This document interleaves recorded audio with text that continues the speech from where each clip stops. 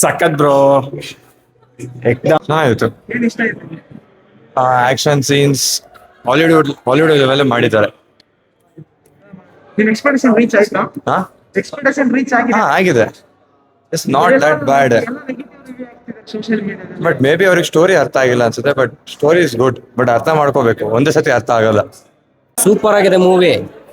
So ultimate ಆಗಿದೆ movie. So psychological factor movie ಆಗಿರೋದ್ರಿಂದ ಎಷ್ಟೋ ಜನಕ್ಕೆ ಅರ್ಥ ಆಗಲ್ಲ, ಹಂಗಾಗಿ ತುಂಬಾ ನೆಗೆಟಿವ್ ಫೀಡ್ಬ್ಯಾಕ್ ಹೋಗ್ತಾ ಇದೆ. ಮೂವಿ ಮಾತ್ರ ಅಲ್ಟಿಮೇಟ್ ಆಗಿದೆ. ಸೊ ಆಲ್ಮೋಸ್ಟ್ ನಾನು ತುಂಬ ಮೂವಿಗಳನ್ನು ನೋಡಿರೋ ಹಂಗೆ ಸೊ ಈ ಥರ ಇಂಡಿಯನ್ ಮೂವಿ ಸೋಫಾರ್ ನಾನು ನೋಡೇ ಇಲ್ಲ. ಸೊ ಎಷ್ಟೋ ಜನಕ್ಕೆ ಅರ್ಥ ಆಗಲ್ಲ ಇದು ಮೂವಿ, ಹಂಗಾಗಿ ಸ್ವಲ್ಪ ನೆಗೆಟಿವ್ ಹೋಗ್ತಾ ಇದೆ. But ultimate movie, worth watching, ಎಲ್ಲರೂ ಬಂದು ನೋಡಬೇಕಾಗಿರುತ್ತೆ. ಮತ್ತು ಇನ್ನೊಂದು ಮೇಜರ್ ಫ್ಯಾಕ್ಟರ್ ಏನಂತಂದರೆ ಸೊ ಸ್ವಲ್ಪ ಸೆಕ್ಸ್ವಲ್ ಸೀನ್ಸ್ಗಳಿದೆ ಅಂತ ಫ್ಯಾಮಿಲಿಗಳನ್ನ ನೋಡಬಾರ್ದು ಅಂತ ಫೀಲ್ ಇದೆ. ಬಟ್ ಆ ಥರ ಏನಿಲ್ಲ. ಸೊ ಎಷ್ಟೋ ಇಂಗ್ಲೀಷ್ ಮೂವಿಗಳಲ್ಲಿ ಇದಕ್ಕಿಂತ ವಲ್ಗರ್ ಆಗಿರುವಂಥ ಸೀನ್ಗಳು, ದೃಶ್ಯಗಳು ಇದ್ದಾವೆ. ಬಟ್ ಅಂತ ಏನು ಓವರ್ ನೋಡದೇ ಇರೋಂಥದ್ದು ಏನಿಲ್ಲ. ಆರಾಮಾಗಿ ಎಲ್ಲರೂ ಬಂದು ನೋಡ್ಬೋದು ಮೂವಿ. ಮಸ್ಟ್ ವಾಚ್ ಮೂವಿ, ನೋಡಲೇಬೇಕು ಎಲ್ಲರೂ. ಸೊ ನೆಗೆಟಿವ್ ಅಂತಂದರೆ ಅರ್ಥ, ಎಷ್ಟೋ ಜನಕ್ಕೆ ಮೂವಿ ಅರ್ಥ ಆಗಲ್ಲ. ಸೊ ಒಂಚೂರು ಲೈನ್ ಬಿಟ್ಟರು ಕೂಡ ಆ ಮೂವಿದು ಒಂದು ಎಳೆ ಹೋಗ್ಬಿಡುತ್ತೆ. ಸೊ ಮಧ್ಯಕ್ಕೆ ಏನಾಗುತ್ತೆ ಅದು ಗೊತ್ತೇ ಆಗೋದಿಲ್ಲ. ಸೊ ಕ್ಲೀನಾಗಿ ಅದೇ ಲಕ್ಷ್ಯದಲ್ಲಿ ಇಟ್ಕೊಂಡು ನಾನು ಮೂವಿ ಅಬ್ಸರ್ವ್ ಮಾಡ್ತಾ ಹೋಗಿದ್ದೆ. ಸೂಪರ್ ಆಗಿದೆ movie. Purely psychological factor movie ಆಗಿರೋದ್ರಿಂದ ತುಂಬ ಒಳ್ಳೆ ಮೂವಿ. ಮೇ ಬಿ ನಾನು ನಿನ್ನೆ ಮೂವಿ ರಿಲೀಸ್ ಆಗಿರೋದ್ರಿಂದ ಸೊ ಅದಕ್ಕೆ ತಡದೆ ಮೂವಿ ನೋಡಿದೆ. ಕೆಲವೊಂದು ಪೇಡ್ ನೆಗೆಟಿವಿಟಿ ನಡೀತಾ ಇದೆ ಅಂತ ಕೇಳಲ್ಪಟ್ಟಿದ್ದೀನಿ. ಸೊ ಮೇ ಬಿ ಇರ್ಬೋದು, ಕೆಲವೊಬ್ರು ಹೇಟರ್ಸ್ ಇರ್ತಾರೆ. ಸೊ ಬೇರೆ ಇಂಡಸ್ಟ್ರಿಯರ್ ಆಗಿರ್ಬೋದು, ಬೇರೆ ಯಾರೋ ಆಗಿರ್ಬೋದು, ಇಂಥವ್ರೆ ಅಂತಲ್ಲ. So maybe paid negativity ಮಾಡ್ತಿರ್ಬೋದು. ಸೊ ಒಬ್ಬ ಕನ್ನಡಿಗ ಯಶ್ ಅಷ್ಟು ದೊಡ್ಡ ಲೆವೆಲ್ಗೆ ಹೋಗ್ತಾ ಇರುವಾಗ ಮೇ ಬಿ ಕೆಲವೊಬ್ರು ಅದನ್ನ ಇದು ಮಾಡ್ತಾ ಇದ್ದಾರೆ. ನೆಕ್ಸ್ಟ್ ಲೆವೆಲ್, ಮೈಂಡ್ ಬ್ಲೋವಿಂಗ್, ಸಖತ್ತಾಗಿದೆ. ನಿಜವಾಗ್ಲೂ ನಮ್ಮ ಬಾಸ್ನ 4 ವರ್ಷ ಆದ್ಮೇಲೆ ನೋಡಿದ್ದು ಸಿಕ್ಕಾಪಟ್ಟೆ ಖುಷಿ ಆಯಿತು. ನೆಕ್ಸ್ಟ್ ಲೆವೆಲ್ ಇದೆ ಬ್ರೋ.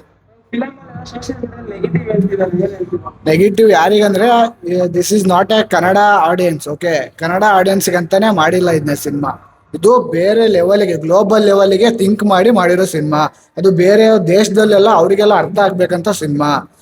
ದಯವಿಟ್ಟು ನೀವು ಕನ್ನಡ ಸಿನಿಮಾ ಅಂತ ನೋಡಬೇಡಿ. ಇದು ಒಂದು ಹಾಲಿವುಡ್ ಲೆವೆಲಿಗೆ ಮಾಡಿದಾರೆ, ಆಯ್ತಾ? ನೀವು ಕೇಳ್ತೀರಲ್ಲ, ಸಿನಿಮಾ ಮಾತ್ರ ಹಾಲಿವುಡ್ ರೇಂಜಿಗೆ ಮಾಡಬೇಕು ಅಂತ ಕೇಳ್ತೀರಾ. ಬಟ್ ಇಲ್ಲಿ ಯಾವ ಥರ ಇದೆ, ನೀವು ಥಿಂಕ್ ಮಾಡೋದು ಹೆಂಗಿದೆ ಅಂತಂದ್ರೆ, ಶಿವಾಜಿನಗರ್ ಗುಜರಿ ರೇಂಜಿಗೆ ನೀವು ಥಿಂಕ್ ಮಾಡ್ತೀರಾ. ಈ ಸಿನಿಮಾ ನೋಡಿದ್ಮೇಲೆ ಆ ಥರ ಥಿಂಕಿಂಗಲ್ಲಿ ಇದ್ದೀರಾ ನೀವು ಎಲ್ಲರೂ. ಅವ್ರು ಮಾಡಿರೋದು ಗ್ಲೋಬಲ್ ಸ್ಟಾರ್ ಆಗೋಣ ಅಂತ ಮಾಡಿರೋದು, ಆಯ್ತಾ? ಅವ್ರು ಯಾವುದೋ ಲೋಕಲ್ ಸಿನಿಮಾ ಮಾಡ್ತಾ ಇಲ್ಲ. ಅದು ಎಲ್ಲ ಲ್ಯಾಂಗ್ವೇಜಲ್ಲೂ ಇದೆ, ಇಂಗ್ಲೀಷ್ ಇದ್ರಲ್ಲೂ ಇದೆ. ದಯವಿಟ್ಟು ಅದನ್ನ ಅರ್ಥ ಮಾಡ್ಕೊಳ್ಳಿ ಫಸ್ಟ್ ನೀವೇನು ಅಂತ. ಮತ್ತೆ ತುಂಬಾ ನೆಗೆಟಿವ್ ಮಾಡ್ತಿದ್ದಾರೆ ಯಶ್ ಅವ್ರಿಗೆ. ಏನ್ ಹೇಳ್ತಿರೋದು ನೀವು ಯಶ್ ಅಭಿಮಾನಿಯಾಗಿ? ಅದೇ, ಈ ಓಡೋ ಕುದುರೆಯಲ್ಲಿ ಸರಿಸಮ ಇದ್ರೆ ಅದಕ್ಕೆ ಬೆಲೆ ಇರಲ್ವಲ್ಲ. ಈ ಥರ ನೆಗೆಟಿವಿಟಿ ಅದೆಲ್ಲ ಇದ್ರೇನೆ ನಮ್ಮ ಬಾಸ್ ಏನು ಅಂತ ಎಲ್ಲರೂ ಜನರಿಗೆ ಗೊತ್ತಾಗೋದು. ಅವರು ಆಲ್ರೆಡಿ ಯಾವಾಗಲೂ ಗೆದ್ದುಬಿಟ್ಟಿದ್ದಾರೆ ನಮ್ಮ ಬಾಸ್, ಆಯ್ತಾ? ಯಾವುದೋ ಟೈಮಲ್ಲೇ ಗೆದ್ದುಬಿಟ್ಟಿದ್ದಾರೆ.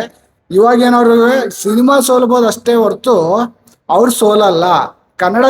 ನೀವು ಕನ್ನಡ ಸಿನಿಮಾ ಸೋಲತ್ತೆ ಅಂತ ಅಷ್ಟೇ ನಂಬ್ತಾರೆ ಹೊರ್ತು ಜನ. ಯಶ್ ಅವ್ರು ಯಾವತ್ತೂ ಸೋಲಲ್ಲ ಸರ್. ಯಾಕಂದ್ರೆ ಯಶ್ ಅವ್ರು ಯಾವಾಗಲೂ ಗೆದ್ದುಬಿಟ್ಟಿದ್ದಾರೆ.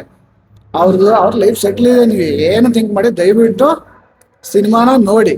ಯಾವುದೇ ನೆಗೆಟಿವ್ ರಿವ್ಯೂ ಮನೇಲಿ ಕುತ್ಕೊಂಡು ನೋಡೋರಿಗೆ ಥಿಯೇಟರ್ ಕರೆಕ್ಟ್ ನೀವು ಏನ್ ಹೇಳ್ತೀರಾ? ಬಂದು ಸಿನಿಮಾ ನೋಡೋರು ಗೊತ್ತಾಗತ್ತೆ, ಆಯ್ತಾ? ಎಲ್ಲ ಕೂತ್ಕೊಂಡು ನಾವು ಯಾರ್ದೋ ರಿವ್ಯೂನ ನೋಡ್ಬಿಟ್ಟು ಸುಮ್ಮನಾಗಬಾರ್ದು. ನಿಮ್ಮ ಫಿಲ್ಮ್ ಇವಾಗ ಒಬ್ರಿಗೆ ಚೆನ್ನಾಗಿರತ್ತೆ, ಒಬ್ರಿಗೆ ಚೆನ್ನಾಗಿರಲ್ಲ, ಒಬ್ರಿಗೆ ಅವರೇಜ್ ಇರತ್ತೆ, ಒಬ್ರಿಗೆ ನೆಕ್ಸ್ಟ್ ಲೆವೆಲ್ ಇರತ್ತೆ. ಎಲ್ಲ ಥರನೂ ಸಿನಿಮಾ ಇದೆ. ದಯವಿಟ್ಟು ನೀವು ಬಂದು ನೋಡೋ ಗಂಟನೂ ಯಾವುದೇ ರೀತಿ ಡಿಸಿಷನ್ ತಗೋಬೇಡಿ. ಹಾ ಸರ್, ನೋಡಿದೆ. ಓಕೆ, ನೋಡ್ಬೋದು ಒನ್ ಟೈಮ್. ಚೆನ್ನಾಗಿದೆ ಮೂವಿ, ಚೆನ್ನಾಗಿ ತುಂಬಾ ಚೆನ್ನಾಗಿದೆ. ಎಕ್ಸ್ಪೆಕ್ಟೇಷನ್ ರೀಚ್ ಆಯ್ತಾ? ಎಕ್ಸ್ಪೆಕ್ಟೇಷನ್ ಆಗಿತ್ತು ಸರ್, ರೀಚ್ ಆಗಿ. ಸಾಕಾಗೈತೆ ಸರ್, ಮೂವಿ ಮಾತ್ರ ಸೂಪರ್. ಚೆನ್ನಾಗಿದೆಪ್ಪ.